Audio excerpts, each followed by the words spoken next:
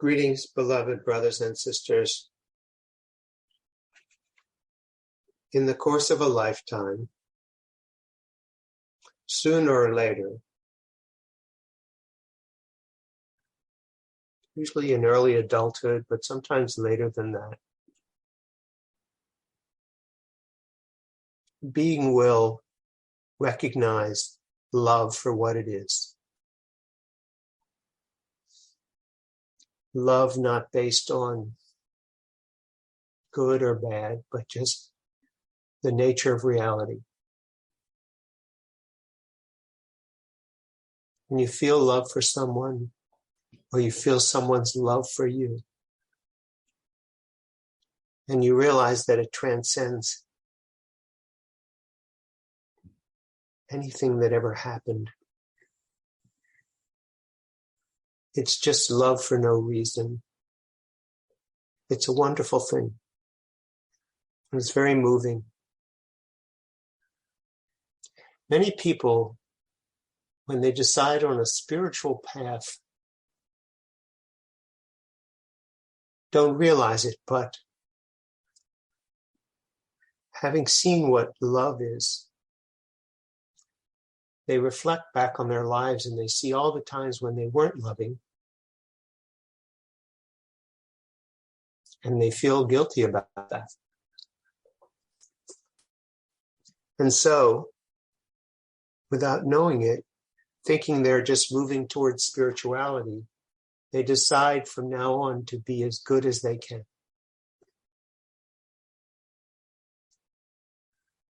A decision was reached like, wow, I wasn't very loving back then, but I'm going to start being loving now. Maybe I can make up for all the bad things I did, all the times when I was selfish or mean, unkind, hurtful. Maybe I can make up for it by just being kind now. And they do their best to be as loving as they can be with their current consciousness. What they don't realize is they're still dragging the guilt along with them. The good that they try to do is related to the bad that they used to do. It's because the ego's version of good is always related to bad. It's always relative. I was a real jerk before, but now I'm a lot nicer.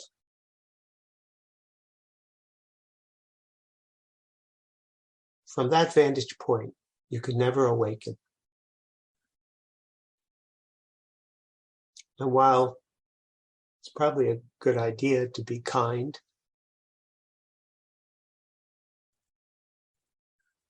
it's not the solution. The solution comes from another level of consciousness in which you realize that being kind is not something you do, and it's not something you try to make up for. It's your nature. Being loving is who you are. It isn't how you need to be in order to make up for how you used to be. It is who you are. Love is your nature. Kindness is your nature. Understanding, compassion, forgiveness is your nature. The allowance of all things exactly as they are is your nature.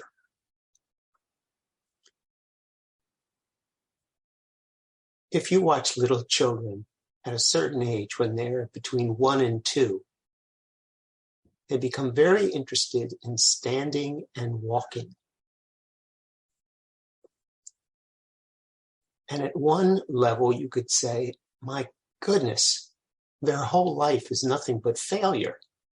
Every time they stand up, they fall down. Every time they take a step, they fall over. They take another step, they fall down. They fall down. They keep falling down. If you look at it from that standpoint, you may wonder, why doesn't the child just give up? Why don't I just say, this isn't worth it? Every single time I stand up, I end up falling down.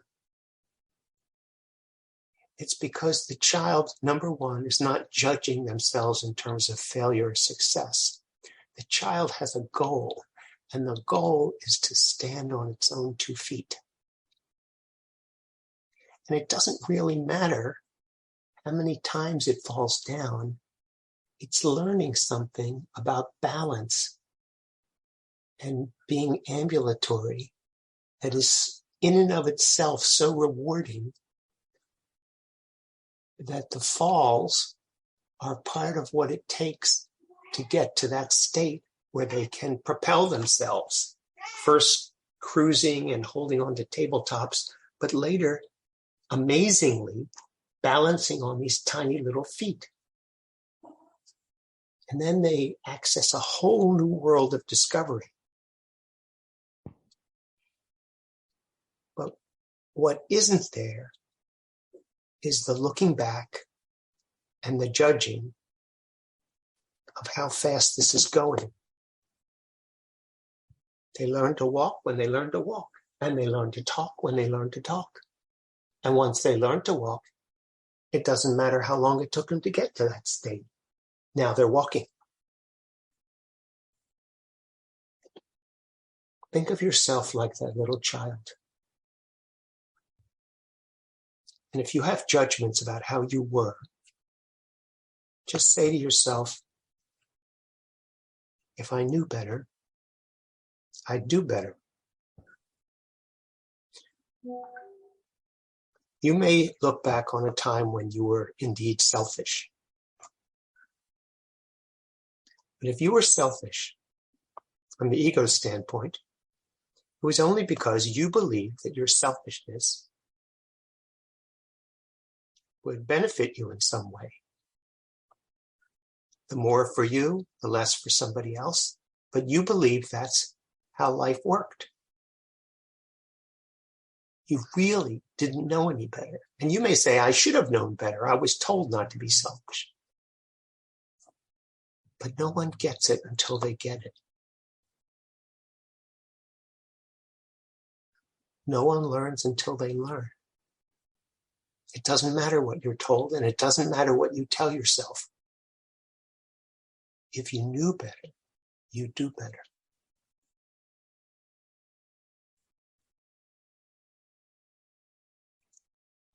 So allow yourself to be kind and to be loving and to be forgiving, but not to make up for what you've done in the past.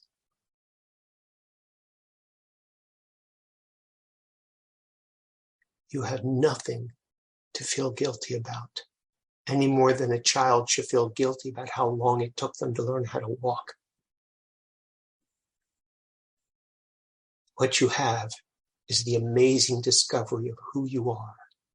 And it turns out that who you are is goodness itself that doesn't have an opposite. You are love. You are everything you're trying to be already.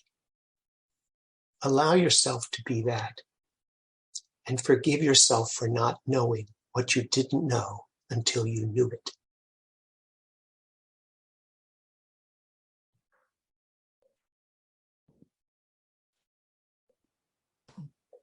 This reassurance has to come from you. Hearing it from someone else, hearing that you're loved and hearing that you're forgiven won't work if you don't believe it. Forgive yourself for what never really happened. There is no justification for guilt because nothing really happened. Let your waking up be a joyous thing. And let your recognition of the times when you were off the mark be the learning that was necessary for you to be where you are now.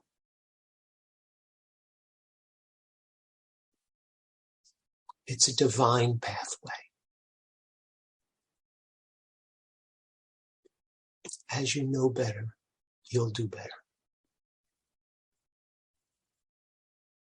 And your knowledge is greatly increasing every day.